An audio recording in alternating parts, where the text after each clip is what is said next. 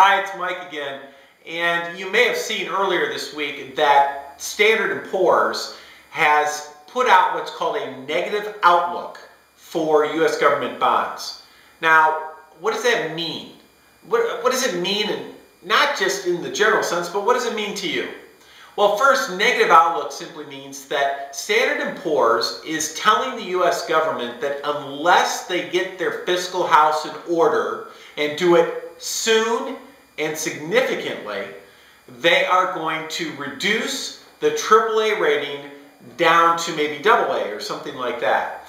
In other words, they're telling the U.S. government, hey guys, your fiscal condition is so messed up that we can't give you this AAA rating anymore. This is enormous news because historically the U.S. dollar and U.S. government debt, which backs it, this has been considered the one truly risk-free asset out there. If you have Standard & Poor's, and by the way, Moody's and all these other rating services, if you have them reduce the rating on U.S. government debt, they're saying that it's not a risk-free asset. They're saying that there is a possibility that the U.S. government could default on its obligations. This is enormous news, and it has absolutely earth-shattering consequences.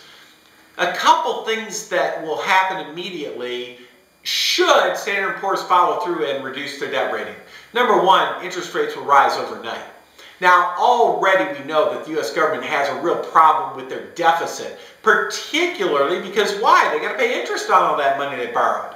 Well, they've been real lucky lately. Interest rates have been really low. If they lose ratings, if they go from AAA to AA, you're going to see that interest that they're forced to pay go up immediately, quickly. I mean, we're talking right away, and it will increase significantly.